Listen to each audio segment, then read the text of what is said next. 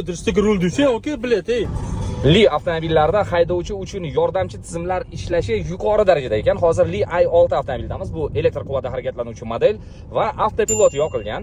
Demak, lidar hamda radar va kameralar orqali olinayotgan ma'lumotlarga asoslanib avtomobil o'zi harakatlanib ketyapti. Mana rulda yotganim yo'q.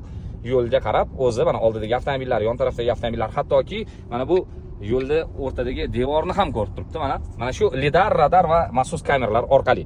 Undan tashqari avtomobil o'zi liniyadan liniyaga o'tish qobiliyati bor. Buni qarang. Hozir yon taraf chiroqni yoqamiz. Hozir men 95 km/soatiga tezlikni belgiladim. O'ng taraf chiroqni yoqaman. O'ng tarafda mashina o'tib ketadi va mana avtomobil hozir o'z-sekin boshqa liniyaga o'tib oladi. Qoyilmisiz? Mana.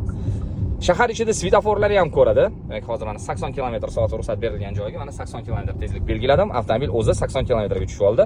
Oddiy adaptiv cruise control va aktiv cruise controlga oddiy cruise controllardan farqi lidar hamda radar va atrof kameralardan olinayotgan ma'lumotlarga asoslanib avtomobil nafaqat tezlikni o'zini nima deydi kontrol qiladi, balki mana shu liniyadan liniyaga o'tish, agar oldida qanaqadir to'siq yoki avtomobil tez to'xtab qoladigan bo'lsa, ana shu to'siqlardan aylanib o'tishgacha funksiyalari bor. Uni ham yo'l davomida yana bir video qilib qo'yamiz.